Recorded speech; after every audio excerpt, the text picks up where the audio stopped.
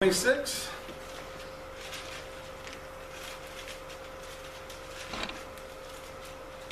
Should have it up on the board, I'm thinking. I'm hoping. I'm contemplating.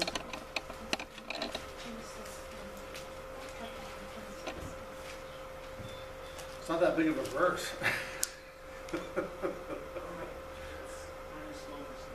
You could have typed it out by now.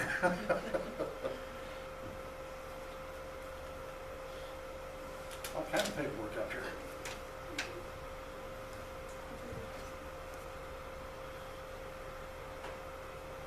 I need somebody to play the Jeopardy music. I'll take dead people for 200, Al.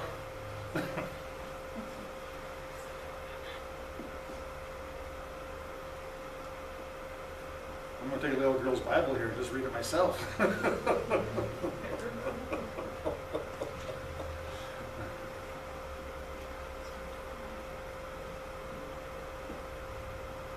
smiling at me. There he goes. Always got to threaten it. Oh, it's stuck. There it goes. Somebody's teasing me.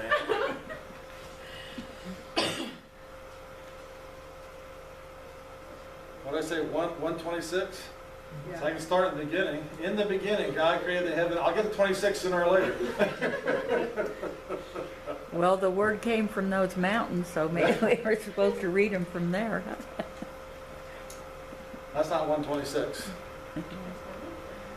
Well, great, I gave him the wrong That's not scripture. what I have. Do what? That's not what my 126. That's what mine says though. 24. That's 24. That's 24. Yeah. That's not my 24. Okay, so you want me to read it? Or either. Translation are you using, Jesse? I don't know, but it's not the right one. It's not mine either. Will this stand? Let me take your book, Jen. It happens. Move my glasses on, and maybe I can read it. And God said, let us make man in our image, after our likeness, and let them have dominion over the fish of the sea, and over the fowl of the air, and over the cattle, and over all the earth, and over every creepy thing that creepeth upon the earth. Let me have that back. Let us pray. Dear loving and gracious Father, we're thankful for this opportunity to be gathered in your house this morning. I pray you be with us, direct us, and guide us. Let us learn of you this morning what you would have us to learn. In Jesus' name we ask, amen. You may be seated. I'll put my glasses back on so I can see. Well, it's nice to have, was it Brian, is that what you said? Yep. Here this morning? How'd you find our little church? I just live right over here. Ah, location, location, location. Well, like you said, the pastor is gone, so we're going to talk about him this morning. We're going to be more informal than we normally are, and man, we're way ahead of schedule. And we'll be out of here by 11. We'll be able to catch that London game.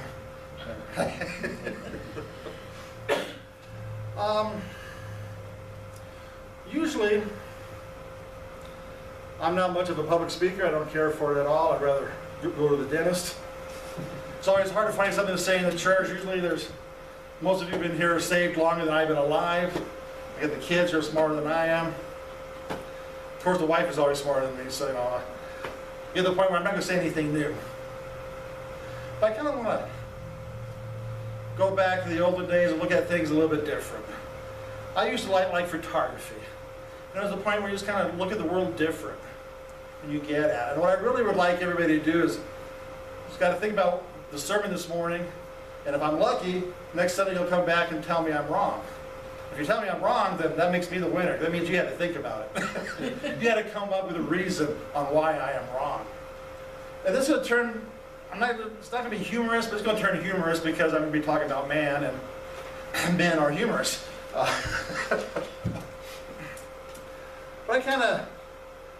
I really consider myself kind of a simple man.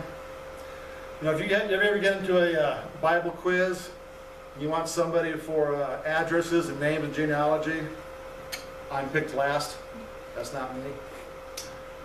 If you want to win an argument, some kind of big philosophy, some kind of stupid question that means nothing, sign me up. I can win those arguments, usually. And it's kind of look at the world a little bit different than what you normally do. And it's not so any different, it's just, you know, I have said before, the first rule in Christianity is there is a God and it's not you. The second thing I believe is that, since we're in Genesis, God created the earth complete. If there is a left, there is a right. If there's an up, there's a down. If there's good, there's evil. Water, land. And that kind of, you know, makes you think about a lot of things and get your mind going. I find it fascinating when there's counterfeit things to Christianity. We believe one man died for all sins. And then you kind of look around and look at the Aztecs and go, oh, hold on here. That's interesting. You can sacrifice people and people kind of go, you know, they stand back aghast. But if you try to think about the logic, it's a counterfeit, is it not? If one man can save the whole world, one perfect man, then surely if you sacrifice 10 virgins, you can have a good country, right? There's some logic behind that.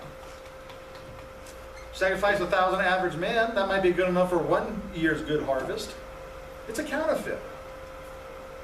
And if there's a counterfeit God, it's got to be a real God. If there's a real God, there's a counterfeit God.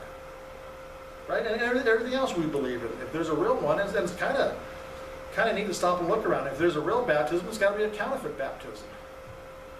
If there are real angels of light, the Bible says, the devil appears as angel of light trying to deceive those that he can. So you look at this whole big world and how complete it is, like, okay. You can kind of, you know, extrapolate meaning from that, and maybe you get a little slice of reality.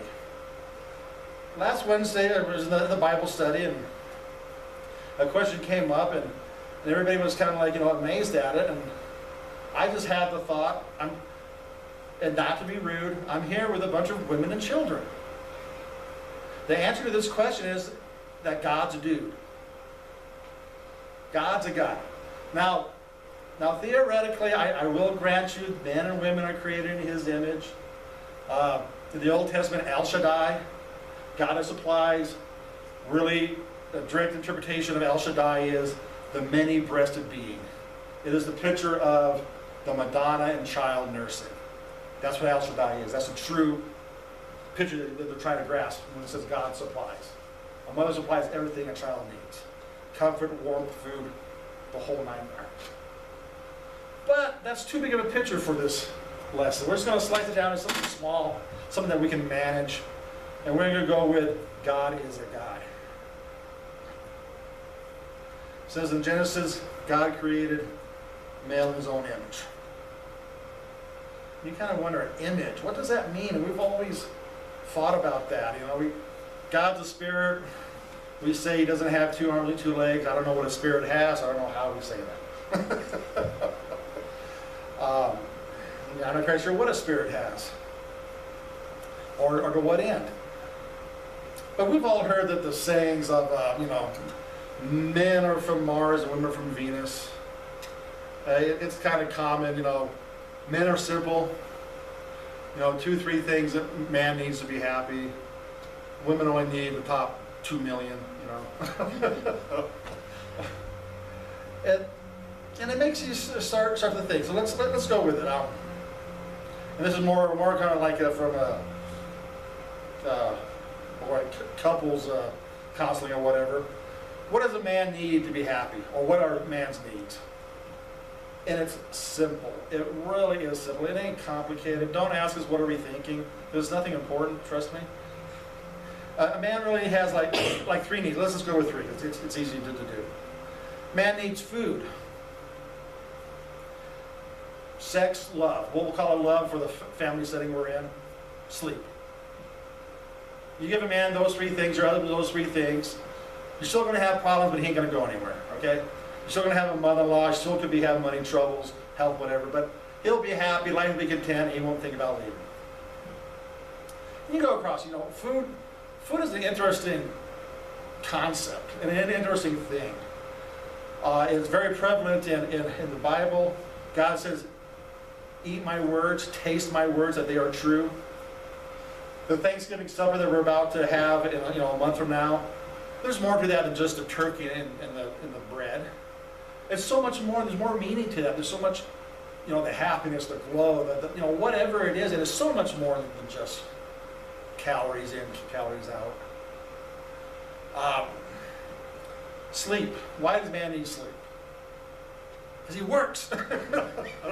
God created the earth in 6 days and then he slept it. Whatever. Close enough.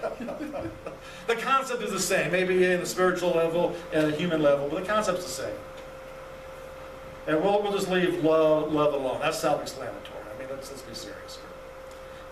What do women need? Want? Security. Give me my security slide. Can I bring that one up? Or do I have to read it off of my chicken notes? Security. Women want security. Any chance I'll have the security of seeing the slide?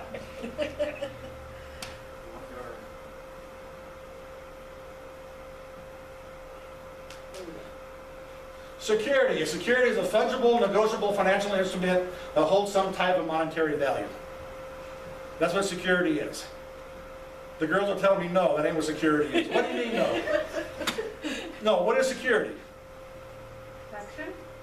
Feeling safe? Security, you know what security is? Freedom of danger, freedom of anxiety, freedom of fear? No, I know what this is. I understand this one. Security is fungible. Fungible means it's exchangeable, negotiable. The value of it is negotiable. Financial instrument that holds some type of monetary value. It has some worth. A stock is a security. You can negotiate what that stock is worth. A check is security. Money is security. What is money worth? It's negotiable. You can hand it to somebody else. You can trade it for a loaf of bread, or maybe 2 loaves of bread, depending on what you can negotiate. But this idea that security is important, a form of freedom from danger, I don't understand that. Let's explain it this way. And this is a broad picture, I grant it. How many women have died by poking a stingray like Steve Irwin? How many women's last words is, hey, watch this? There's a song, history is made by stupid people. How many women are in history? We can name like 2 of them, right? Besides our religion, there's Madame Curie and that Russian, Queen whatever. Oh, that English lady. Right? NASCAR. What? Right? I mean, there's this freedom from danger or anxiety is a foreign concept to me. Right? I mean, how many dumb things have you done in your life, Pat? How many times should you have died before you hit 21? I think that'd be 2 or 3 times, I'm betting. Oh, at least. Yeah. Maybe more. Fast cars. Danica Patrick, one lady in NASCAR, but how many women are there who are in the fast cars, fast bikes? Yeah, there's a few. But not, they generally don't die by saying, hey, watch this. Men are so simple. There's all kinds of books on everything you need to know. I learned in kindergarten or from sports. Everything I need to know, I learned from football. So let's take that football example, which I think most women are missing.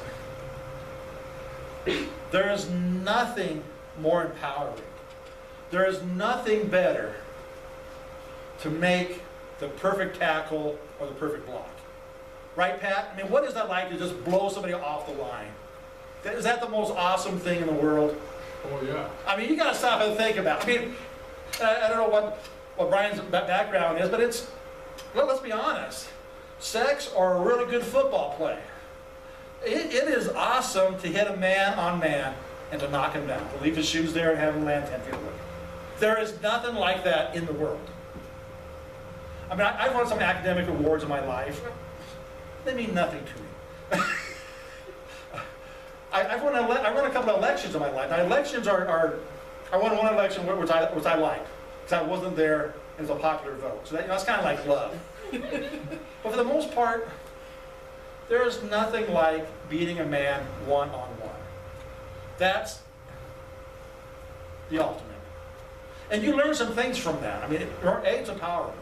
When it comes down to it, when the moon is right on any given day, you can beat a man. Right? You learn this is great, you learn you want to do it again.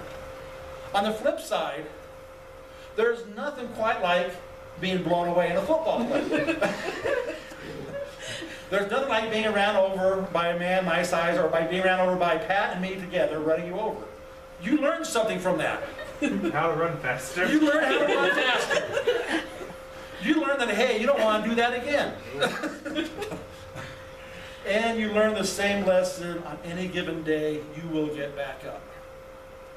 It means nothing. When Mr. Brady throws that interception and loses the game, you know what he has to do next Sunday? Get back in there and do it again. You know what? If you're 6-0, you won 6 games this season and lost 0, you know what you got to do next Sunday? You don't go, hey, we're playing a 3-3 team, you guys stay home, just give us the 7th win and we'll call it good. No, you get up, you got to do it again. You either got to go out there and make the play again or get slaughtered again. And I think this is a concept that's mostly foreign towards women. It's not a man's idea not to keep score. The mercy rule in baseball, and like if you play in little leagues, the little kids, if you score more than whatever 9 points, if you have more than 6 runs in an inning, you stop. That was created by women for security. A man's point of view is, you don't want me to score 9 runs, then you make the play and get me out. And I won't score 9 runs. You throw that pitch and strike me out, and this won't happen to you. You don't want me to run the score up in football? Make the play, make the tackle. Ain't that complicated? Go out there, 11 against 11. The field's level, it's all marked out. Got a couple of zebras making it fair. Simply do your job. And when I think women look at them, they're like confounded by it. Our modern day welfare system, which I don't think is as bad as we mumble and groan is the result, I believe, of giving women the right to vote. You can go out there and ask women, you can show women that, hey, the black family was destroyed by this welfare system. And their answer is, I don't care, it makes me feel good. Well, we need a social net. Why do you need a social net? Well, I don't need it for me. I made the right choices, but I'm afraid my neighbor won't make the right choices. And don't get me wrong, I think welfare is needed and it's a big program, but maybe it should be done by the churches who may know something. I mean, just as a rabbit trail, everything else is a rabbit trail this morning for me. In this day and age, I have a harder problem giving money to the poor than this should be. I'm at the point where if your family doesn't like you no more and your friends don't like you, and welfare, Uncle Sam ain't happy with you, and fish down the street ain't going to feed you, your problem ain't money. Your problem is something else. I mean, money's not the answer to everything. You can get off on welfare. Just the idea that security is just not something that men think about. It is not, and we're dumb about that. We should do a lot better retirement plan, a lot better life insurance, but it's just not something that is on our radar. Everything we need to know. Reading my notes here real quick. The reason you play the game. Why do you play football? Well, you win, but that's only a little reason. You want the ring. You want the championship ring. Mr. Paul in the New Testament, why do you run the race? You want the laurel. You want that. In his case, you want the gold medal. That's exactly what he was talking about, running the race. And that's the same thing that we understand as men. You want the gold ring. It don't mean nothing. It doesn't mean nothing that you have the high stats. Ask Mr. Dan Marino in football, who managed almost like every stat there was in playing quarterback with no ring. Ask him who's the greatest quarterback in history or anybody else, any other fan, and his name will not be seriously contended because he doesn't have the ring. It's not about touchdowns. It ain't about yardage. It ain't about number of completions. The number is you play the game to win the ring. You play the game to go to heaven. It's the only reason you're playing this game. You're not doing it to feel good. You're not doing it to be smart. Not doing it today or tomorrow. You're doing it for when you die, you hit the golden crown. In sports, we have an idea that's called GOAT. In the New Testament, we have a little chapter of the faith of heroes, greatest of all time. A lot of us Christians, we cheat. We say Jesus is. But, that is kind of not totally human there, so I don't know if that counts, God. Yeah. Of man, John the Baptist, them that are born of woman. Greatest in heaven is John the Baptist. In the football realm, we also they're talking about there's basically two thoughts. Mr. Marino's not one of them. The thought for the GOAT, greatest of all time, Mr. Brady. I don't like him. Mr. Brady, though, has been to the Super Bowl 10, 11 times.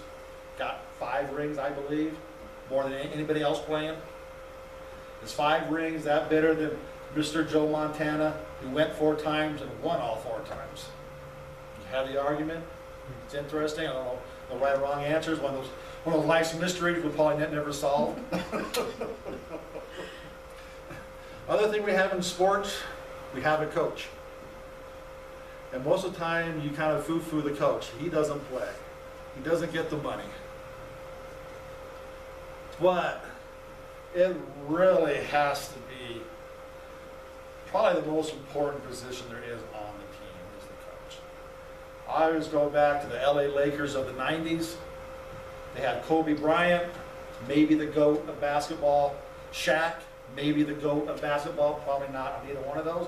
But you can make the argument for being the greatest of all time. They were on the team. They played 500 ball. They won half their games. You bring in Phil Jackson, a coach, back-to-back world championships. Why? Phil shows up with 5 rings, 2 as a player, 3 as a coach. He goes, excuse me, Mr. Bryant, excuse me, Mr. Shaq, how many of these do you have? How many of these do you want? Listen to me, because I got them, you don't. Very convincing argument. So the question is, now that I did all this babbling, what was the question? The question was, Wednesday night, why was God long-suffering with putting up the Israelites? Every time you turn around, these guys lose, right? And the answer is, Got back up? no, because God's a dude. Oh. He's a sports fan. The Cubs, baseball, the first team ever to win back-to-back World Series, 1907, 1908. They didn't go back for 108 years. That's like 3 lifetimes. Well, okay, maybe only 1. But they have fans. Any Oakland Raider fans? Yeah. Have they won a game in your lifetime, little girl? Okay, they're not that bad. Cleveland Browns. Up until October of this year, 2018, they didn't. Last time they won a game was October of 2016. But you're a fan. God is a sports fan. That's how he puts up with us. That's why he's long-suffering. It's always your team. You can't go, I'm not going to win this time, go away. That ain't how sports works. New Testament, he says he numbers the hairs on top of your head. He's a sports fan. And those guys play so many yards, stats, blah, blah, blah, blah, right? That's all he is. He's a guy, he's a sports fan. Well, he loves you just as much now as before you were saved. Man, if you are a Raiders fan, you still love the Raiders, even though they're worthless bums. Right? It doesn't matter. Well, it does matter. It's a lot nicer when you win than when you lose. It's better for everybody if you win than you lose. But it's just a small slice. Just something hopeful, something you look at and to kind of understand the difference between men and women. The difference, God's a great big circle, and we just took one slice, 1/1000th of a way to look at it. And it's bigger than that. I know it's bigger than that. I know it's probably more important than how I make it sound. But just stop and look at it through that prism and that lens. Stop to think that what life really is. What are we really doing here? What is the purpose of it? And on a small male point of view, the purpose is to win the ring, to win the championship. It is not to tear, it ain't to have good numbers. You know, there's no I in team, but there is in win, according to Mr. Jordan. And you just look at it this way and go. And it's funny, you look at those heroes of faith and what they've done and how they've done it. And to try to grasp it, you kind of put it over to sports and how unique it is. I always try to win the argument for baseball, the best set of home runs ever. And there's the argument behind that too, like everything else, there's no way to prove it. Some people like Babe Ruth. You show it up at the World Series and it goes, points to the pitcher, points to the outfield. Next pitch, the ball is a home run. I prefer Mr. October, Reggie Jackson.